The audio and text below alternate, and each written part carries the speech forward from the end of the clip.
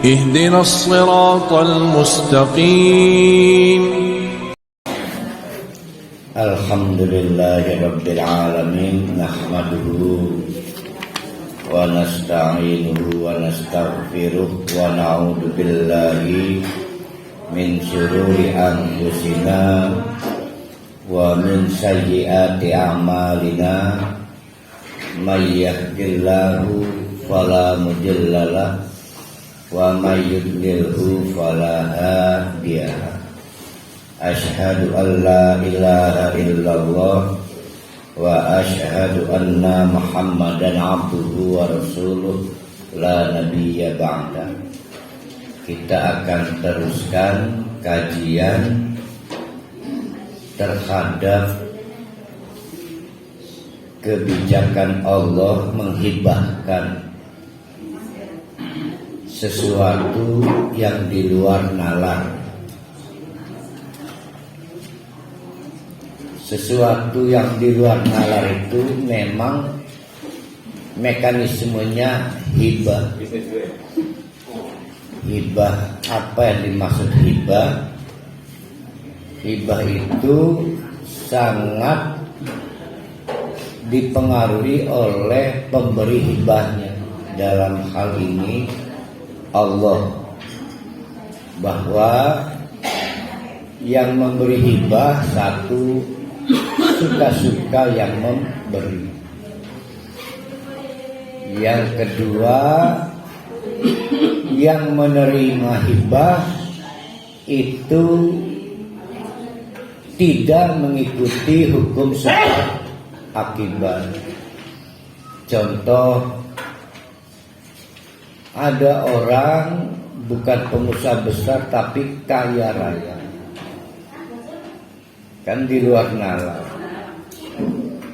Terlepas dari itu, si orang miskin ini berdoa pada Allah, ya Allah, saya ini tidak punya keterampilan kontraktor,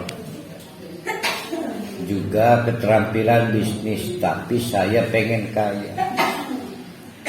Hibahkanlah kekayaan miladunka, darimu.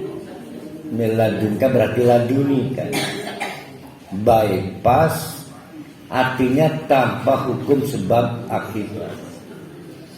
Nah, terlepas dari peristiwa doa, maka doa itu belum tentu menjadi thoriqah, jalan terjadinya peristiwa di luar nalar.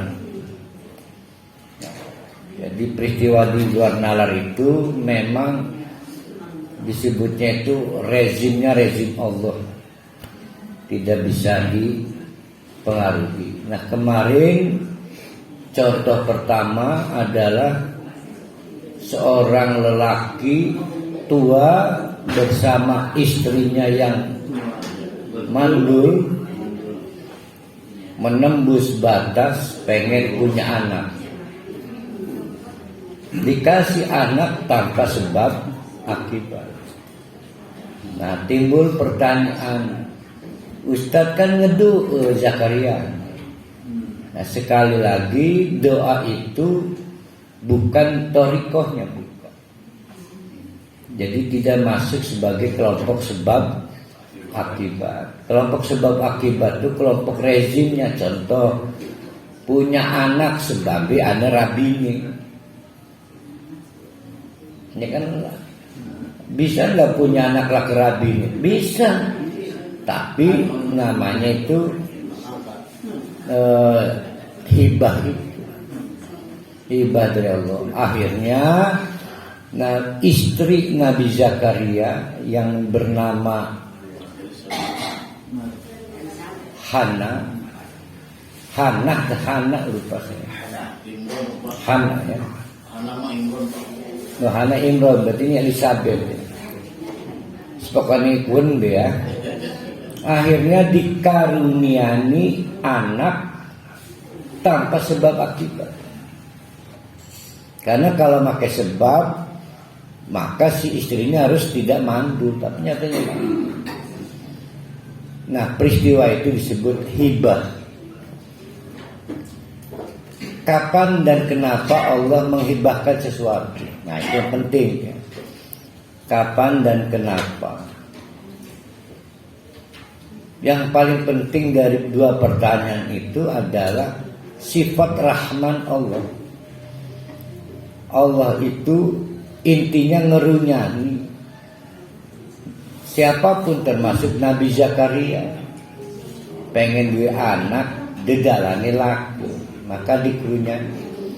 Nah, pembuka ayat dari surat Maryam kan tegas seperti itu. Kaf ha ya ain shad zikru rahmati rabbika. Ini adalah soal kasih sayang Allah ya, yang diberikan kepada, terserah mau kita sebut manusia khusus atau manusia itu. Nah, sekarang kita masuk ke hibah Allah lainnya, yaitu hibah yang diberikan siapa? Maryam ya, sekarang ya. Maryam. Ini Maryam juga unik. Bedanya Maryam dengan Zakaria apa bedanya? Kalau Mang Zakaria saking pengennya dua anak ngeduk, lalu diijabah. Kalau Maryam nggak punya cita-cita punya anak dan tidak ngeduk, dipaksa punya anak. Nah, iya kan rezim Allah. Hibah itu. Makanya kan begini yang kita tanyakan dari pertemuan hari ini. Apakah hibah itu dipengaruhi doa kita atau tidak? Tidak. Bahwa kita berdoa minta hibah anak itu tidak mempengaruhi. Jadi peristiwa-peristiwa di luar nalar itu tidak menjadi bagian satu kesatuan dari sistem itu. Tapi setiap orang berdoa pasti diijabah. Hal lain. Nah, maka mari kita lanjutkan kajian-kajian kita. Mengulang sedikit, akhirnya Nabi Yahya dilahirkan dari seorang ayah yang juga nabi. Namanya Nabi Zakaria. Dan unik, Nabi atau Yahya ini semenjak belum akil balik umur berapa? 17. Anggaplah 12 ya.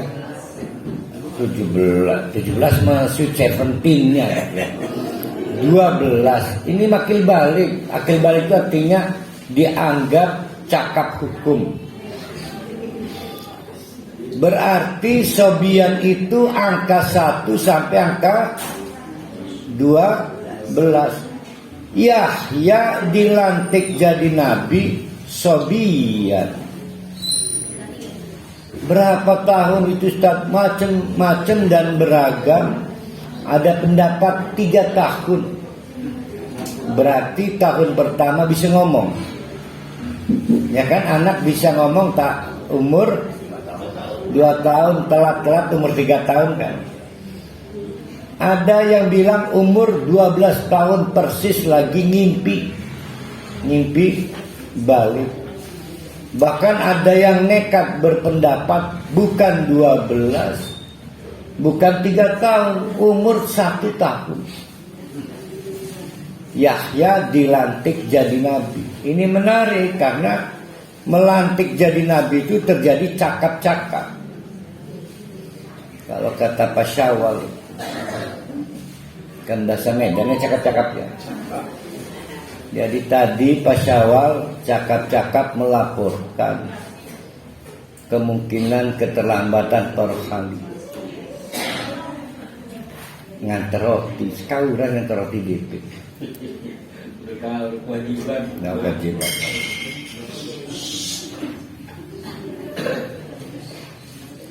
Jadi proses jadi nabi itu ada proses dialog. Berarti andai kata umur 1 tahun Yahya dilantik jadi nabi, Yahya bisa ngomong umur 1 tahun. Tapi saya pakai yang umur 3 tahun aja. Luar biasa. Kenapa luar biasa?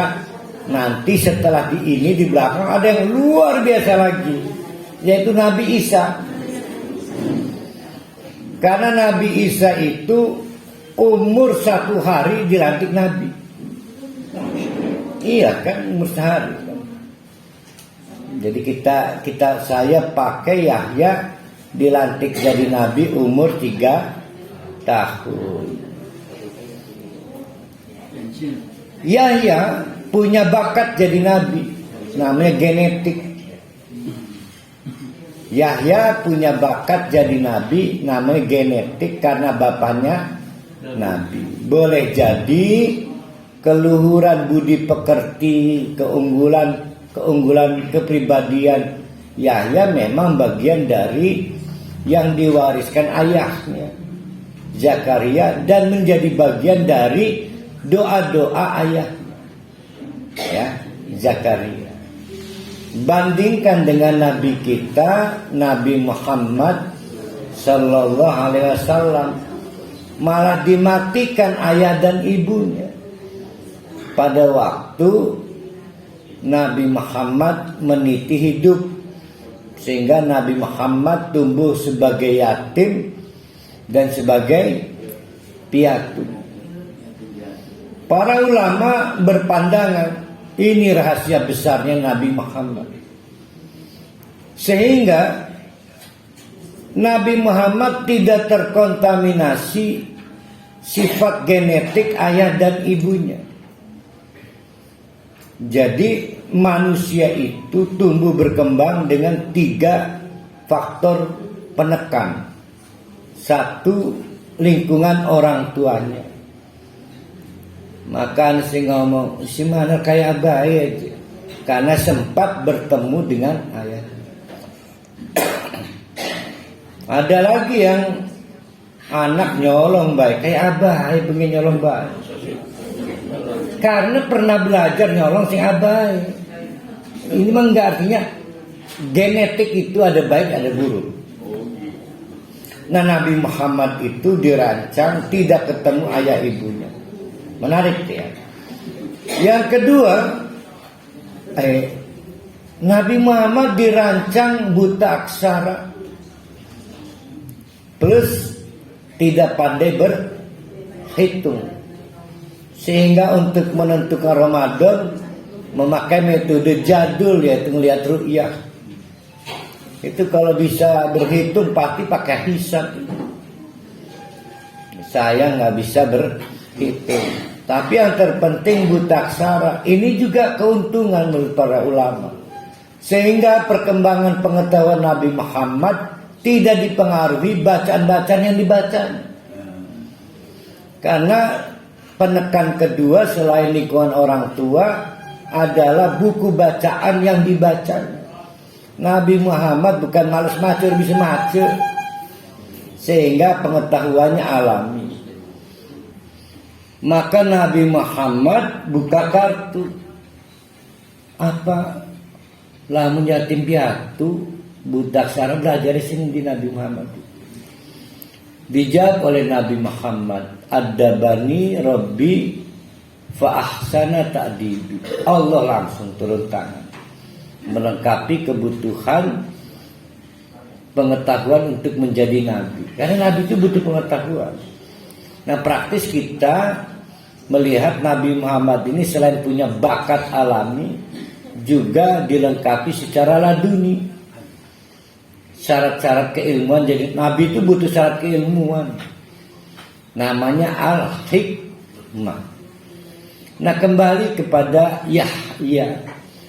Nah, Yahya juga seperti itu, umur 3 tahun. Saya kadang bingung antara Pak Syawal dengan Pak siapa nih namanya? Masih melakukan ini karena siapa? KSBK. Apa? Darisman. Mirip. Ya KB gegagah. Kadang pas awal datang, padahal pada Risman. Pas awal ternyata bolos. Kadang pada Risman yang bolos, pas awal yang hadir kembali. Ternyata beda ya. Nah alhamdulillah keduanya dipertemukan. Jadi dipertemukan. Jadi mirip pada Risman dengan Pak Syawal. Kalau pada Risman asli mana pada Risman? Gunung Kidul, Pak. Bukan Medan. Bukan. Oh bedanya di situ. Jadi Pak Syawal Medan, pada Risman Gunung Kidul. Nah ini baru jelas. Jangan apa-apa. Ini sering mirip kan? Yang unik cuma satu sih, Haji Rusdi. Sultan itu. Saya nyebutnya unik ya. Nah Yahya mendapatkan keistimewaan dengan wasilah genetik dari ayahnya. Boleh jadi orang tua kita semua mendoa, maka setiap keberhasilan kita pasti ada saham dari orang tua kita, terutama Nabi. Tapi Nabi Muhammad justru adalah jawaban doanya Nabi Ibrahim. Jadi ayah ibunya Nabi Muhammad, orang kedua pengen anaknya jadi Nabi. Ada perdebatan yang gak pernah selesai. Nama Muhammad itu nama dari Allah melalui ibunya Siti Aminah. Karena ini nama pertama kali digunakan di Arab juga, walaupun bahasa Arab Muhammad. Atau memang qadarullah secara kebetulan namanya. Kenapa menarik? Sudah ada bocoran di Injil, Taurat, para ulama tempo dulu sudah tahu nama Nabi terakhir namanya Muhammad. Sedangkan Siti Aminah dan Abdullah ayahnya Nabi Muhammad itu bukan terpelajar, tidak pernah tahu bahwa akan ada Nabi namanya Muhammad. Itu perdebatannya. Wallahu a'lam bishawab. Tapi Yahya asli nama dari Allah, dan Yahya adalah Yahya pertama. Selanjutnya koruptor Anan Yahya, tukang parkir Yahya. Kalau lagunya siapa Amin paling sedunia itu siapa namanya? Amin. Bukan. Salma mah cover doang. Itu yang puisi perempuan gila itu kok. Amin paling sedunia. Amin paling serius. Ih, kita mah ada ini kamusnya sekarang dulu. Ini Yahya paling serius. Yahya paling serius. Nah kalimat yang tadi ayat dibaca oleh Bu Hajah Neneng diperdebatkan. Yaitu kalimat mana tadi Bu Hajah Neneng baca itu? Lam naj'al lahu min qablu samiyya. Apakah itu maksudnya nama itu belum pernah dipakai sebelumnya? Satu tafsir. Atau tafsir kedua, yaitu nama itu lam naj'al lahu min qablu samiyya, belum pernah digunakan di daerah itu. Nah para ahli tafsir bersepakat yang pertama, untuk pertama kali nama Yahya ya ini. Maka Yahya paling serius ini, karena setelah itu banyak Yahya, ikut-ikutan Yahya itu banyak. Dah kita lanjutkan masuk ke ayat 15, ayat 16. Wadkur, dan ingat-ingatlah, artinya jangan coba-coba dilupakan. Jas merah, apa itu? Jangan jangan sekali-kali, jangan sekali-sekali melupakan sejarah. Itu wadkur. Wadkur juga berkaitan dengan sudah sering dilupakan. Wadkur. Jadi tugas sejarah itu adalah diingat untuk diambil faedahnya. Wadkur dan ingat-ingat, jangan coba-coba dilupakan. Fil kitabi, sudah tercatat dalam kitab, yaitu Maryamah, tentang sosok perempuan suci bernama Maryam. Ayo Maryam, siapa yang ingat Maryam? Legend sate Kaujon. Ibunya si Cepi. Ya, Maris ya. Si Cepi. Idin tabadat, pada waktu Maryam mengisolasi diri. Idin tabadat, mengisolasi diri. Ada yang bilang sampai umur 18 tahun. Sejak bebayi diisolasi di suatu tempat di masjid, kita nyebutnya Masjidil Aqsa, di suatu ruangan di sayap timur. Nah, Baitul Maqdis di sayap timur.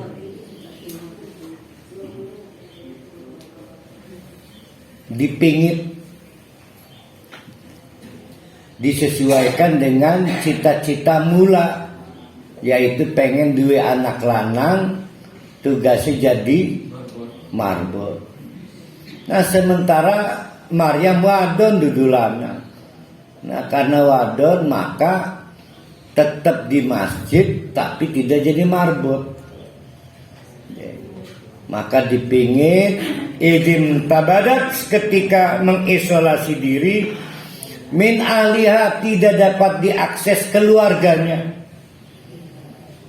Makanan di suatu ruangan, room, tempat, syarqiyan, sebelah timur. Wallahu alam bisawab, kayak apa tempatnya. Yang jelas digaris do not cross. Ya. Dengan menggunakan tabir namanya hijab. Ingat, ini hijab ya, tabir, bukan merek sampo. Dan sekarang udah ada sampo merek hijab. Fatakhadat min dunihim hijaban, maka untuk memutus akses komunikasi, orang tidak bisa sembarang lihat alaihim, kepada siapapun, maka dibuatlah hijaban, pembatas, ditulisi do not cross, dilarang melintas. Yang dari dalam Siti Maryam udah pernah metu nggak boleh keluar. Yang dari luar orang nggak bisa masuk, kecuali seseorang mamange, yaitu Nabi Zakaria. Ya, jadi dari luar tidak ada yang bisa mengakses, tapi dari dalam juga Siti Maryam belum pernah keluar. Punya anak perempuan nggak yang nggak pernah keluar? Bagus sekarang mah badannya di kamar, pikirannya ke Eropa, medsos. Nah, Siti Maryam enggak. Ini penting dicatat. Memang Siti Maryam ini unik ya. Bahkan mungkin nggak kenal si fulan itu siapa, lanang pun kayak apa nggak kenal. Fa'arsalna ilaiha ruhana. Di tengah-tengah itulah kami utus malaikat Jibril. Fatamassala, yang menyerupai, laha, hadir menghadap Siti Maryam dalam rupa basyaron sawiyan. Basyaron manusia, sawiyan sempurna. Kalau manusia sempurna berarti tangannya berapa? 2 jari 10, persis manusia. Padahal malaikat Jibril itu wadah aslinya wadah dengan sayap yang lebar banget. Dijamin semaput para ahli lihatnya. Semaput apa? Pingsan. Nah, untuk mengurangi resiko bikin histeris Siti Maryam, ingat sekali lagi Siti Maryam ini tidak punya pengalaman nelayan, sehingga nggak begitu fasih mengenali orang. Maka malaikat Jibril diserupakan dengan lelaki sawiyan yang sempurna, tidak bikin takut. Wajah maaf tidak serem, tangan sama normal dengan kita lah, kaki juga normal. Mudah-mudahan Siti Maryam tidak histeris. Tapi dasar Siti Maryam itu tidak pernah punya riwayat ngobrol dengan lanang. Tiba-tiba nongol lelaki ngejumbul.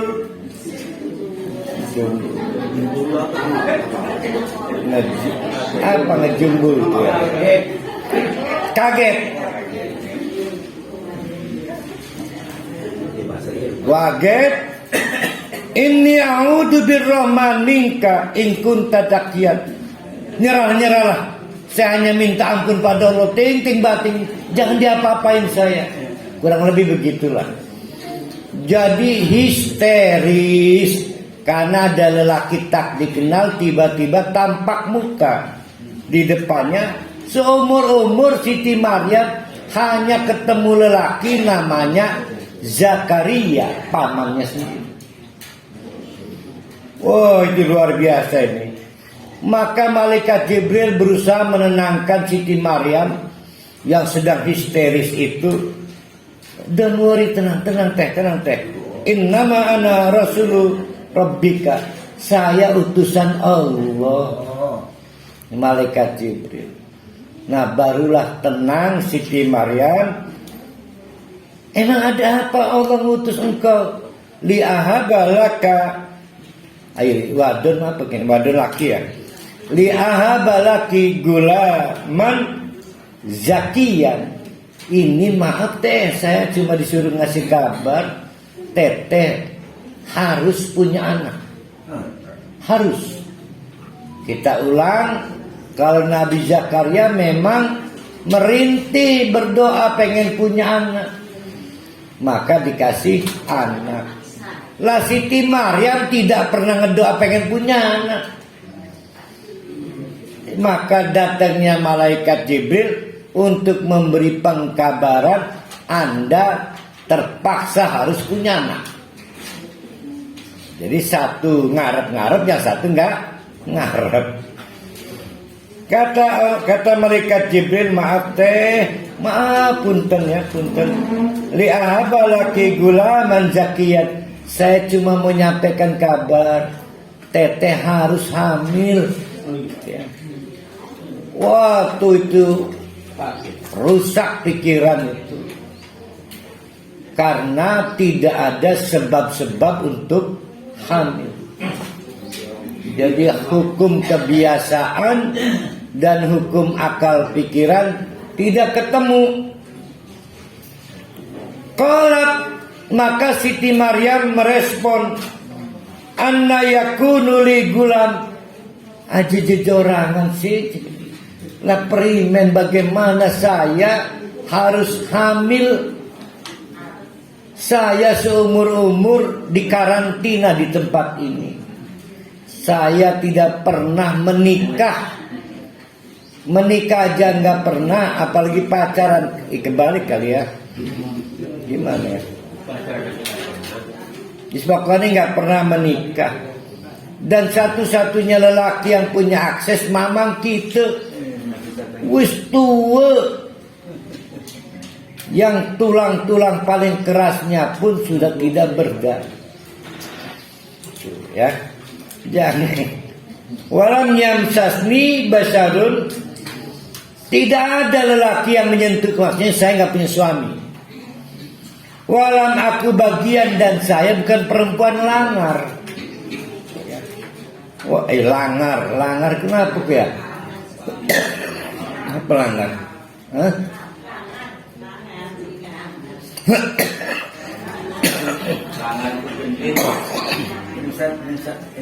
Langar.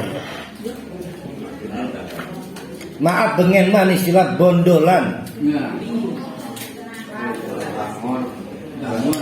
Nah, bangor.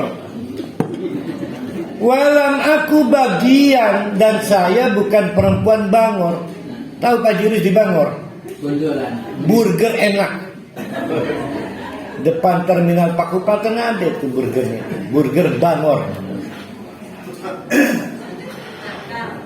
Udah bingung Pak Jurus. Bangor itu nakal. Jadi secara adat, secara hukum kelaziman, sebab buang matang dua, dihamili suaminya karena pernikahan, atau dihamili sembarang lelaki karena langar, karena bangor, karena nakal. Ada dua hukum. Mau hukum pertama, mau hukum kedua, kudu harus hamili. Kata Maryam kitanya tidak punya lelaki kecuali mamang kita.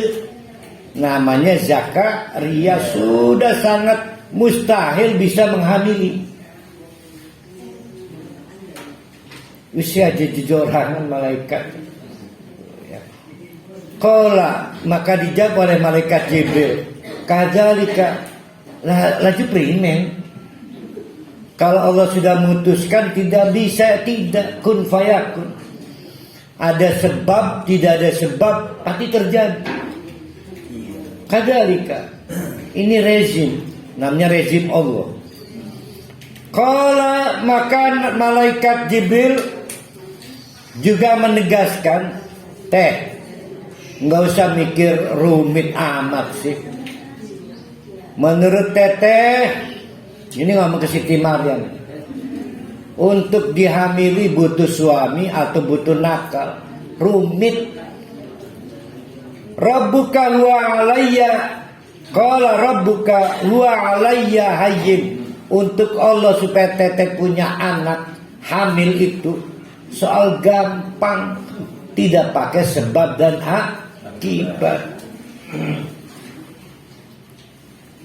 Maka malaikat Siti Maryam tambah bingung.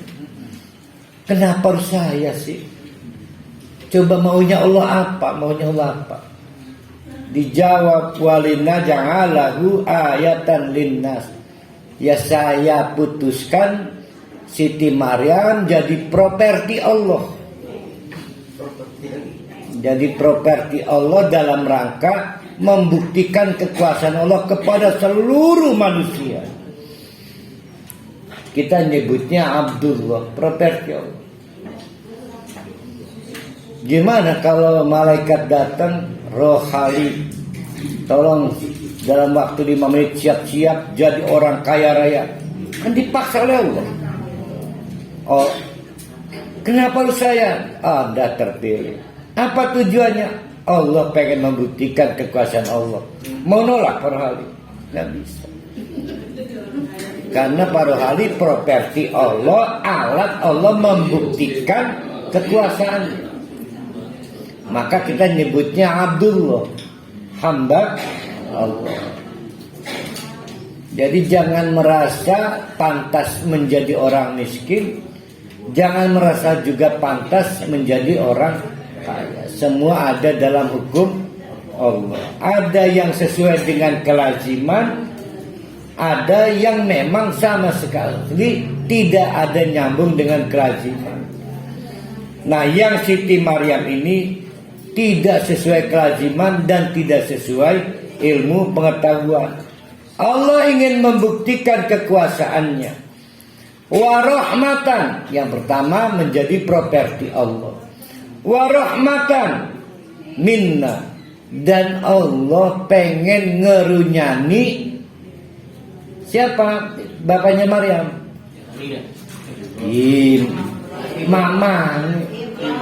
Imran. Warahmatan, dan pengen ngerunyani bapunir, yaitu cita-cita tertunda pengen punya anak lanang, meneruskan tradisi dakwah keluarga besar. Ya, kan saya harus melahirkan nabi, saya kan bukan nabi. Nah, sekali lagi itu rezimnya rezim Allah. Jadi akhirnya setelah permohonan Imran tidak sesuai ekspektasi karena lahirnya Maryam, berarti doa Imran tertunda, terijabah melalui anaknya. Maka cucunya lahir bernama, belum diberi nama, belum.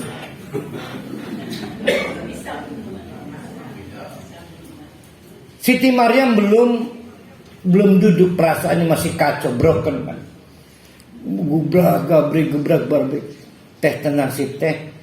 Wakana amron makdian.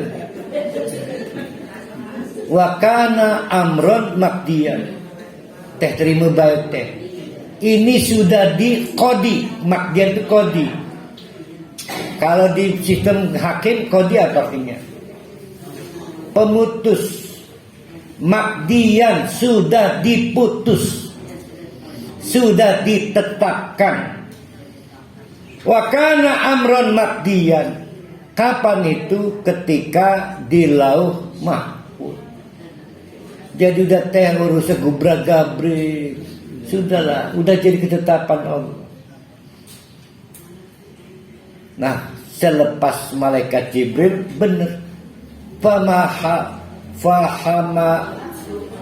fahamalathu, meteng, tanpa punya suami dan tanpa perlu keluar dari mihrab.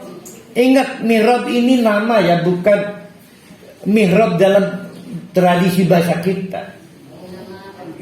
Nama tempat. Memang mihrab ini jadi bahasa Indonesia. Maka ada film dari novel itu Mihrab Cinta. Ya, Mihrab Cinta.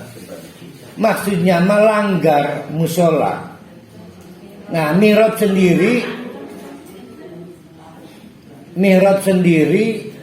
semacam kastil pavilion.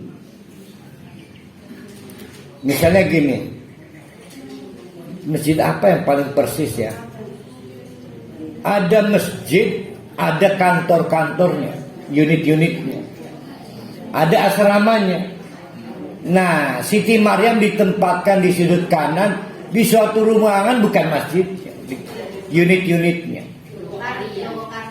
Nah, coba kalian ada konsep itu, Istiqlal yang paling persis. Atau Bilal, masjidnya satu, kelasnya banyak. Sehingga yang sholat sedikit bukan ini kelas ya. Nah, itu contohnya. Nah, mihrab ini maksudnya bukan masjidnya, unitnya itu. Nah, sementara mihrab dalam bahasa kita justru properti intinya, masjidnya. Nah, Siti Maryam tidak punya suami dan tidak punya riwayat keluar dari mihrab. Tapi nyatanya fahamalah matang. Maka panik. Ini pasti serapat-rapatnya dicium juga. Ya pokoknya itulah. Serapat-rapatnya bau bangkai pasti dicium juga. Wajar. Maka fantabajat, maka kabur Siti Maryam meninggalkan mihrab mengasingkan diri makanan di suatu tempat qasiyan. Apa qasiyan itu? 8 mil diceritakan di 8 mil. 1 mil 1 kilo, 1,4 ya. Oh udah tambah sekarang ya, jadi 1,6 ya. 1,6 kali 8 berapa itu? Maka menyingkir sejauh 15 km dari mihrabnya, yang diperkirakan tidak dapat diakses lalu lalang orang. Nah ini yang saya waktu itu nggak hadir ya.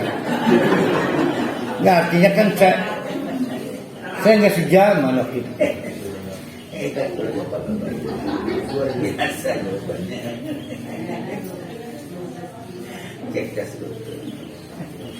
Saya mencoba menghitung. Saya coba hitung kalau per HPL itu berapa? 9 ya?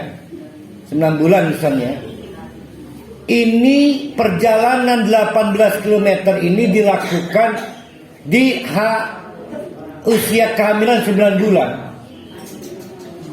Kalau yang mulai sakit itu pembukaan berapa? Hah?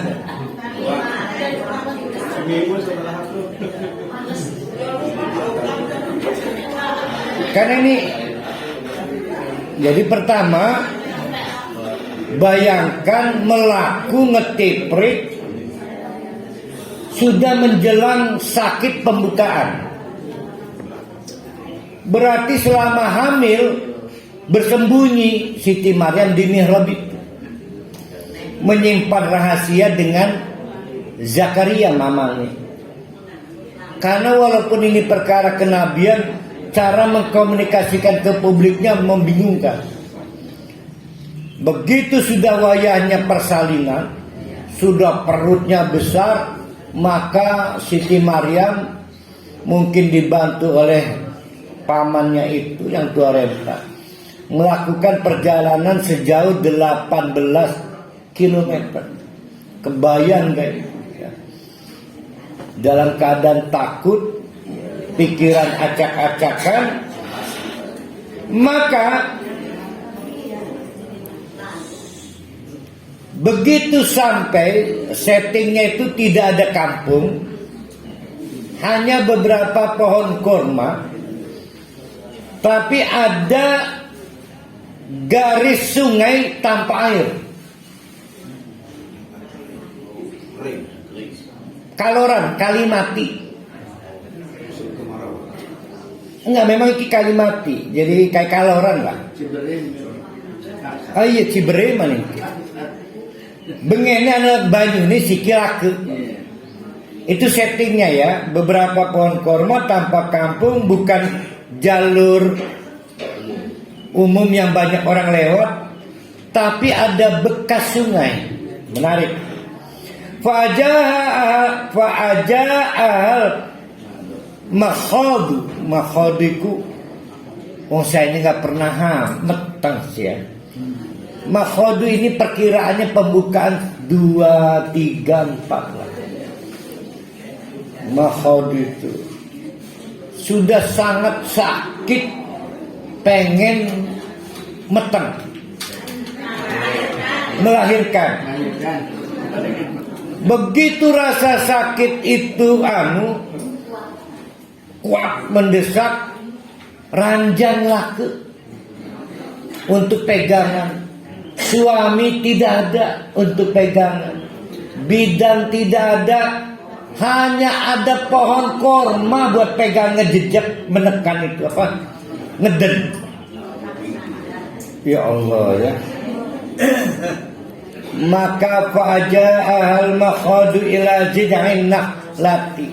Ketika datang rasa sakit menjelang moncrotnya itu, maka berpegangan ke pohon kurma, merojol. Nah saya mau realistis, kemungkinan kemungkinan ini ya, maaf ini mah, Siti Maryam pasrah, lamun lahir ya jadi anak, kalau boleh berharap nggak jadi lahir, tapi nyatanya brojol apa lahir. Oh, histeris, yang ditakutkan terjadi. Bagaimana ini, siapa bapak, siapa suami saya? Kolat. Di tengah-tengah itu Siti Maryam merintih. Ya laitani mitu, mendingan mati bilah. Mati. Nggak sanggup saya akan dipersekusi, dibuli sebagai bagian ibu bangor, perempuan bangor. Oh, wacak-acakan. Para ulama tafsir mendiskusikan mengenai ya laitani mitu. Mungkinkah seorang Siti Maryam pengen bunuh diri?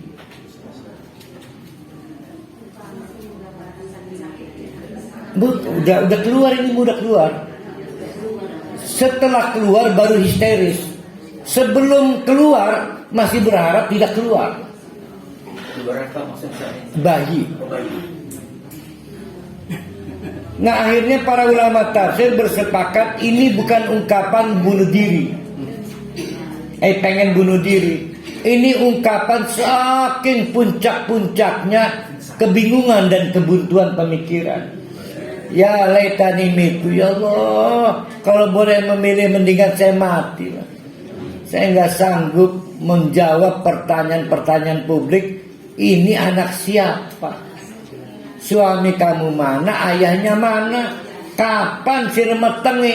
Karena riwayat hamilnya kan nggak diakses, kan di mihrab itu. Wallahu a'lam bishawab. Ustaz, Nun, tanya Pak. Yang terasa oleh saya, alangkah sengsaranya Siti Maryam. oh iya, Perasaannya Ustaz. Sejak Jibril alaihissalam datang menemui Siti Maryam, memberitakan dia akan diberi seorang anak. Dan akan dibuat meteng, belum anak. iya, akan diberi. Hmm. Tapi dia mengalami kehamilan dulu. Kalau biasanya kan kita kan 9 bulan Ustaz. Menjelang sampai kepada bulan terakhir, itu Siti Maryam masih di mihrab ya. Ya betul. Di mihrab. Berpikir-pikir itu selama sekian bulan itu. Jadi waktu berpikirnya sengsara itu bukan 1 hari 2 hari kan. 9 bulan lah kalau kita. Ya benar. Teror Ya. batinnya. Sampai Siti Maryam itu berpikir alangkah baiknya mati adalah saya ini. Begitu kacau di pikirannya. Ya itu diperdebatkan. Apa sebab? Siti Maryam ini terkenal orang suci, begitu. Orang tak pernah bergaul dengan laki-laki, dia hanya berkhidmat Allah Ta'ala saja. Ini yang menjadi sengsara itu. Maka ketika pada akhir bulan dia akan melahirkan itu, barulah dia keluar tempat yang pada bersender di pohon kurma. Kan begitu Ustaz. Jadi sejak dari awal Jibril datang sampai kepada dia berpindah ke kurma itu, kita mengalami kesulitan perasaan. Jadi itu yang terasa dari saya Ustaz. Betapa sengsaranya Siti Maryam. Iya kan, dua kelompok drama yang berbeda. Drama pertama, happy-nya orang tua yang doanya dikabul. Iya. Pengen punya anak, dikasih anak secara laduni. 180 derajat berbeda. Iya. Dengan drama kedua, ada perempuan gak punya cita-cita punya anak, maka memilih tidak pacaran, tidak kawin, kan gitu kan. Dipaksa punya anak secara laduni, bertabrakan. Dua drama yang bertabrakan. Mau drama satu, mau drama dua, kata Allah peduli amat. Yang penting saya kuasa. Maka disebut rezim Allah. Rezim Allah. Nah itu kalau dialami oleh Pak Rohali, dipaksa jadi orang kaya, gimana cara memberontaknya? Nah Siti Maryam hanya sampai berujar, ya laitani mitu. Tapi para ulama tafsir sangat yakin tidak punya maksud Siti Maryam pengen bunuh diri. Karena perbuatan tercela.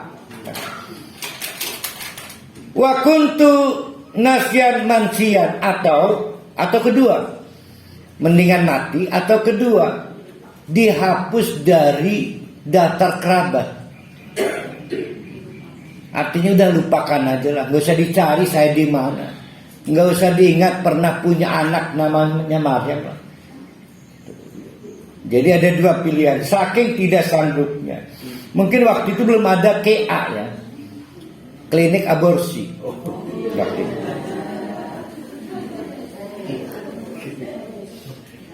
Di tengah-tengah galau super galau itu terdengar suara, tapi tidak asing lagi. Iki kayak suara bengenkan sing aku malaikat Jibril ya. Suaranya memanggil-manggil. Fanadah. Yam. Ayo Kang. Dari arah bawah. Minta tiha. Karena Siti Maryam dengan kontur berbukit-bukit memilih bersandar di pohon kurma, dia ada di bagian kontur atas. Di bagian bawah, di mana antara bawah dengan atas itu terpisah oleh eks sungai Kalimati, itu terdengar suara, itu malaikat Jibril kayaknya. Ya, kamu lama aja di situ. Kira-kira berarti sampai anak bisa dibawa pergi. Umur berapa bulan? Kena angin oleh. Wih nekat amat. Iku melawan gue mobil, iku mah enggak unte atau melaku. 3 bulan cukup ya? Ya, 3 bulan. Maka kata malaikat Jibril, siranin kuno bayar 3 bulan. Jadi Maryam mengedan lah ke banyu lah ke apa? Don't worry. Jangan takut, ini sungai nanti ada airnya. Tuh. Laju mangane aja khawatir, tinggal nyenggol-nyenggol rigel kormane. Iki wong wadon lemah udah bisa nyengget. Kono dia ike. Ya. Maka mana tadi si malaikat Jibril tadi? Yam. Allah tahzani, jangan risau. Aja sedih, aja histeris, aja bingung, aja depresi. Qad ja'ala rabbuki tahtaki sarian. Wis sirane menang ning kono stay sebulan, 2 bulan, nanti oleh Allah dibikinkan sungainya mengalir. Kalau kamu butuh minum, ada kalimatin kono kaloran. Wa huzzi ilaiki bijid'in nahlati. Ketika kamu lapar, tinggal toel itu goyang. Yang digoyang pohon kormanya kan? Oh, orang mungkin bisa digoyang pohon kormanya. Oh iya gati, oh iya gati. Tinggal Noel doangnya pil turun. Pohon makan udah bisa dierok. Dierok apa Pak Jirusti? Digoyang, yang bisa digoyang itu wit kuseri. Korma melau ya kiprimen caranya. Lah iki wong wadon pisan lemah tas melahirkan. Maka ditoal-toel. Toel lah korma itu. Tuh sakit pasti akan perlugan. Alaiki untuk rutaban janian. Jangan khawatir. kormanya janian, seger. Paham deh? Mari kita lihat tesnya. Kalau pohon itu gampang meruluk, berarti wis ketuan. Iki ditowel meruluk tapi seger, berarti durung ketuan. Gagah urku. Aduh ya Allah ya. Siti Maryam ini bukan nabi masalah ini. Allahu Akbar ya. Maka dengan cadangan air dan kurma segar penuh nutrisi, yang cara mendapatkannya hanya tinggal menowel itu, Siti Maryam bertahan agar si bayi ini, belum ada namanya belum, ini kuat untuk melakukan perjalanan. Sudah tersusun kerangka berpikir, saya tidak bisa lari dari kenyataan, apapun akan saya hadapi. Otaknya udah jalan. Otaknya adalah nanti biarlah anak ini yang ngejawab sendiri. Nah, kira-kira ilmu dari siapa itu? Allah. Kata Allah mungkin ini yang mau, kenapa bingung bagaimana cara ngomong di keluarga besar kamu? Kamu diam aja. Kalau kamu ditanya kenapa diam, lagi puasa ngomong. Kalau mau nanya siapa saya, anak bayi ini, tanya aja ke bayi itu. Itu udah di setting. Udah tuh lega tuh. Fakuli katuran makan. Wasrobi katuran minum. Wa qurri ainan, bersenang-senanglah dengan air mata kebahagiaan. Qurrata ayunin. Wa qurri ainan itu qurrata ayunin, yaitu air mata yang biasa meleleh karena bahagia. Pernah nggak nonton di stadion, nonton PSSI Indonesia, itu menang tiba-tiba, oh itu nangis, kita itu nangis bahagia, terharu. Itu namanya qurrata ayunin. Pernah nonton orang memperali biasa nih tembok ya stadionnya ya.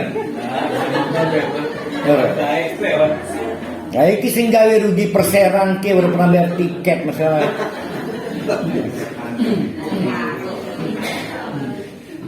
Kita mulai segeplok bae tiket itu.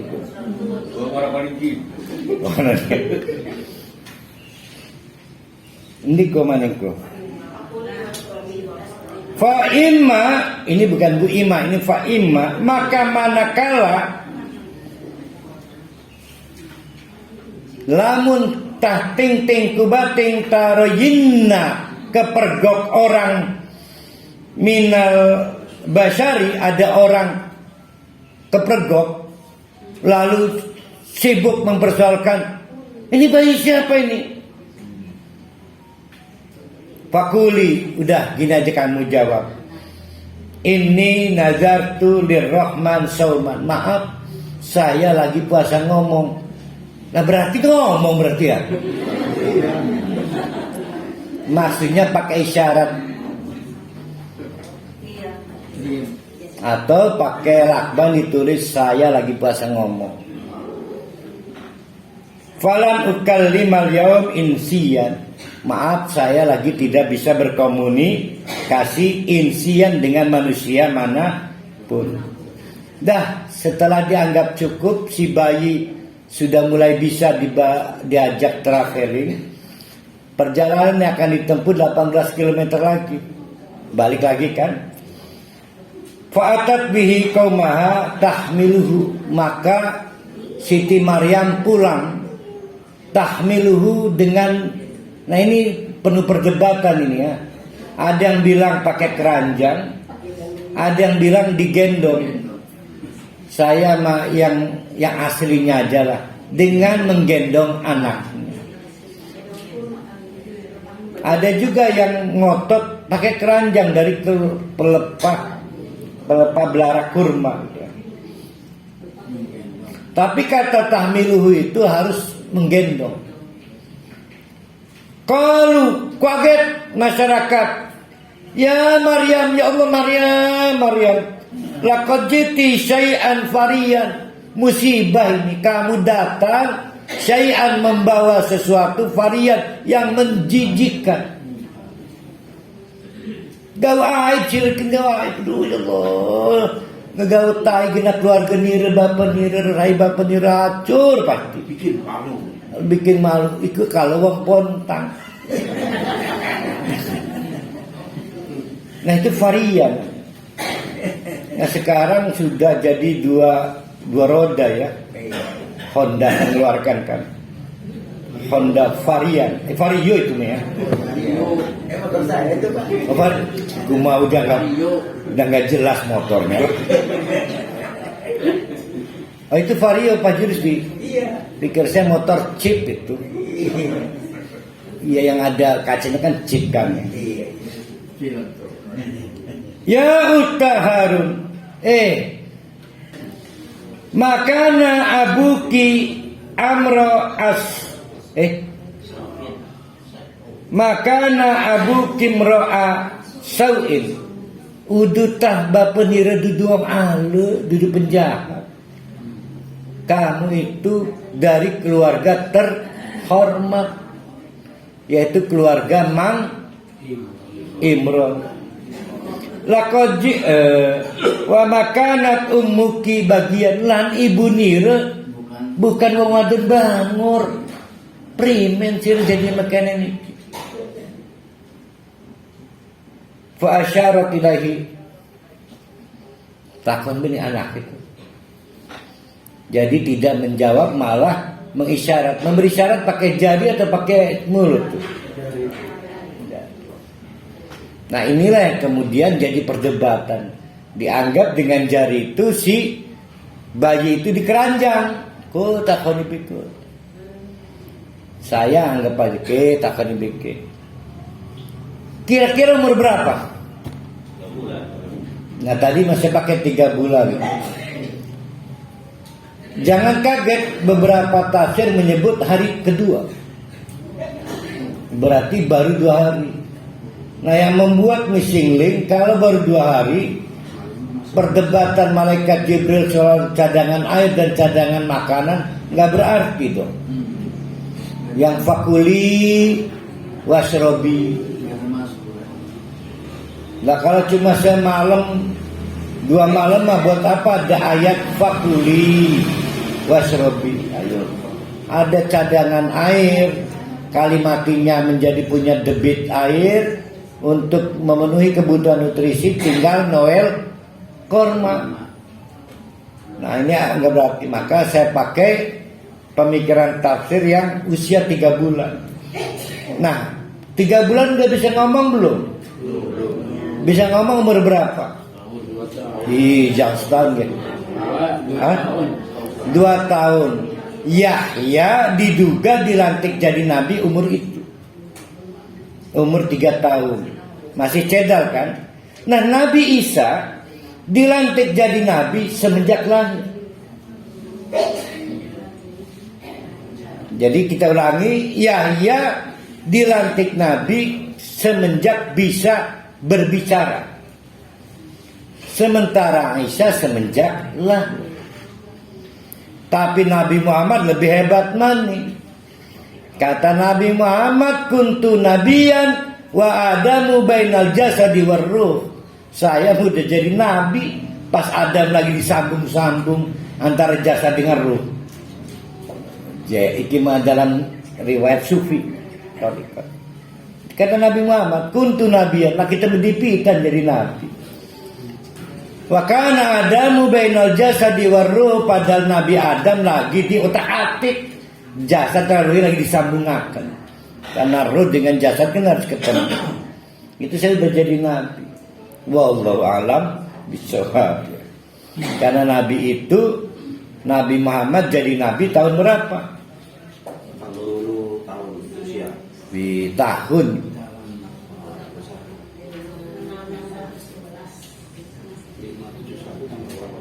714 Masehi. Nabi lahir tahun 671. Nabi Isa lahir tahun 1. Oh udah berkurang sekarang ya? Oh udah 51, berarti kurang 100. Nabi Isa lahir tahun 1 Masehi. Nabi Muhammad lahir tahun 571 tambah 40 616. Iya 611. Nabi wafat tahun 633. Iya kan kalau Masehi. Jadi Nabi Isa lahir tahun 1 Masehi. Ikem kalender wong kan sebelah.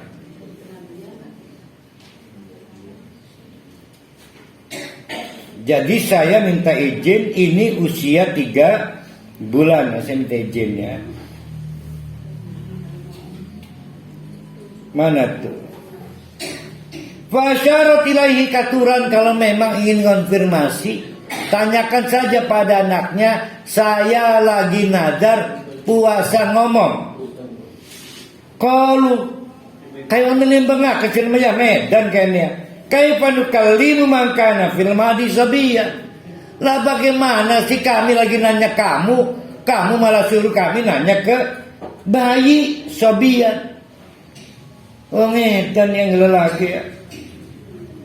Di tengah-tengah perdebatan begitu terdengar suara dari si bayi yang menurut saya 3 bulan itu. Apa ngomongnya? Inni Abdullah, bukan Isa. Jadi saya ini, nah ini yang saya tafsirnya terlalu panjang lebar ya. Ada yang menganggap Abdullah itu namanya sebelum dapat lakab Isa. Abdullah mirip namanya, nama ayahnya Nabi Muhammad. Tapi tidak sedikit termasuk saya menganggap ini Abdullah, saya hamba Allah. Jadi arti biasa. Wallahu a'lam bishawab ya. Atanial kitab, saya dapat kitab khusus. Coba lari ke ayat 7 atau 8 ya, yang Yahya pegang kuat kitab itu. Ayat berapa itu? Nah, yang 12. Itu kitab yang sama enggak itu?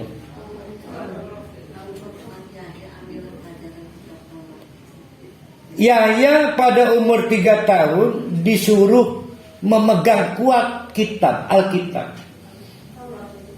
Nah, bagus. Yang dipegang Yahya Taurat, Isa dapat kitab khusus.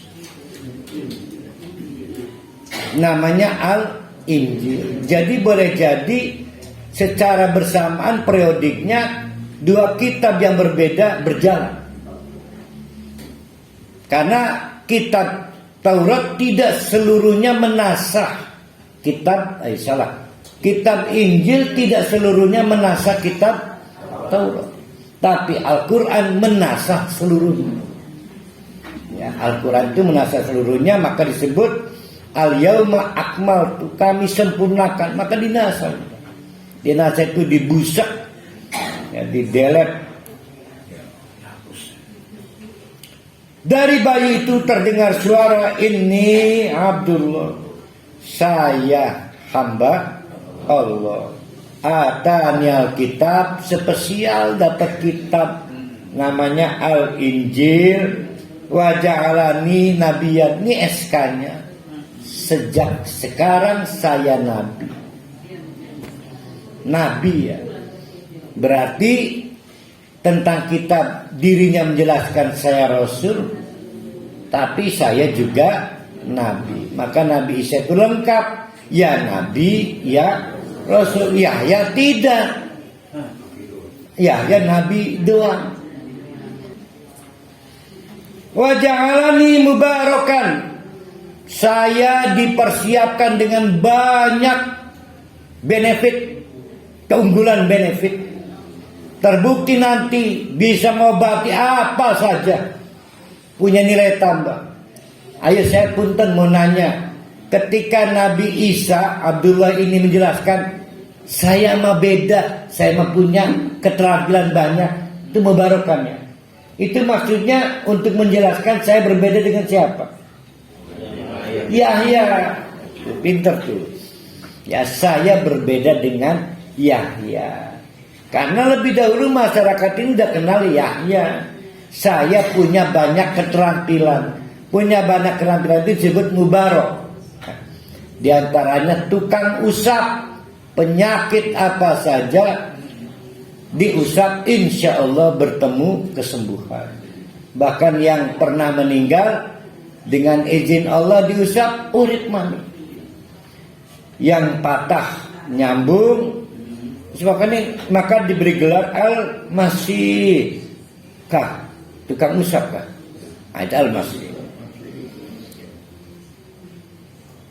Aina ma kuntu, mau dimanapun posisinya. Ini menarik. Nabi Isa ning endi bae manjur bae. Dimanapun dia berada. Karena ini adalah pemberian Allah. Beda dengan tahu Sumedang. Kalau dibuat di luar Sumedang tetap enak nggak? Saya mah paling enak yang Keramat. Enak mah. Di Keramat ge. Gunung Pinang kuat. Itu paling enak. Murah sekeranjangnya pire. Nah kalau kita beli hari ini besok juga enak lagi. Misal tuku satu ke digawe minggu masih enak. Sumpah.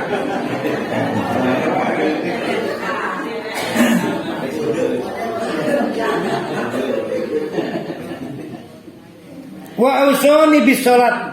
Syariatnya mirip dengan kita. 1 salat, 2 zakat, madumtu hayyan sepanjang hidup. Jadi salat dan zakat sepanjang hidup, kecuali mabok, tidur, gila. Wabarron biwalidatai. Nah menarik nih. Saya juga punya keahlian ya. Keistimewaan. Care pada ibu saya. Lah kenapa nggak ke bapaknya?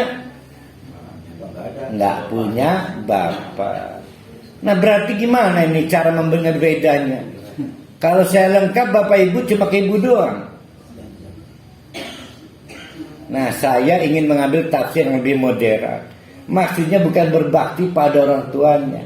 Saya menisbatkan diri pada ibu saya. Maka binti Maryam diadopsi oleh undang-undang kita. Kalau kebetulan penyelenggara pendidikan kayak Bu Haja Neneng. Nah kan kadang-kadang kita harus menolong anak-anak dari yang dibawa perempuan gak jelas. Ayahnya siapa? Iuran ayahnya. Nah saya punya PAUD hampir setiap tahun punya masalah itu tuh, karena punya jatuh di terminal kan saya. Nah saya daftarkan ke pengadilan untuk dapatkan surat kena lahir atau akte. Nah itu bintinya ke ibunya, nggak saya cari bapaknya. Tuh, jadi kita mengadopsi mirip Nabi Isa. Nah setiap tahun saya itu ada binti tuh. Binti kadang-kadang krunya ya. Walam yaj'alni jabbaran syaqiyan. Saya juga diberi keunggulan tidak sombong. Syaqiyan apa? Sudahlah menutup ceramahnya kepada masyarakat. Iki sampai ngebuka mulut ini karena umur 3 bulan ini. Wassalam, saya mah dijamin selamat alayya yauma wulidtu, semenjak saya lahir, alhamdulillah saya selamat. Wa yauma amutu, hati-hati jangan coba-coba membunuh saya. Udah diingatkan, saya akan selamat. Wa yauma ub'atsu hayyan. Dalam perjalanan sejarah orang-orang Bani Israel lupa. Mereka tetap punya cita-cita membunuh Nabi Isa. Padahal udah diomong, wassalamu alayya yauma amutu. Maka Nabi Isa adalah satu-satunya manusia yang wafat tanpa kematian. Jadi wafat itu selain Nabi Isa, wafat dengan kematian. Wafat dianggap cukup waktu hidup di dunianya. Caranya apa? Diangkat ke langit. Di mana urusan Allah? Bagaimana urusan Allah? Nah, yang lain termasuk Nabi Muhammad, Nabi Adam, kita diwafatkan dengan kematian. Nah, ini sudah tercantum dalam deklarasinya. Wassalamu alayya yauma amut. Tapi dilupakan oleh Bani Israel, mereka berusaha membunuh dan tidak terbunuh. Sebagai penutup, zalika, itulah bapak-bapak, ibu-ibu, kata Allah, Isa bin Maryam, yang tadi Abdullah itu, saya buka kartunya ya, namanya Isa, punya orang tua tunggal, namanya Ibu Maryam. Qaulal haqqi alladzi fihi yamtarun. Sudah ya, cukup, jangan berdebat lagi siapa dia. Ini kalimat yang benar. Maka Al-Quran ini klarifikasi terhadap kitab-kitab sempalan yang memang berbeda pandangan. Ada yang menyebut Maryam itu perempuan suci, tapi tidak masuk peringkat anak Allah. Tapi menyebut Isa lelaki suci masuk peringkat anak Allah. Bahkan kalau dibuat jumlah tiga dari yang tiga, salah satunya Nabi Isa. Nah, dengan rangkaian ini, maka Maryam bukan Nabi, Maryam bukan Rasul, apalagi anak Tuhan. Dan Isa juga kelahiran biasa dari seorang perempuan bernama Maryam, tidak bisa disebut anak Tuhan.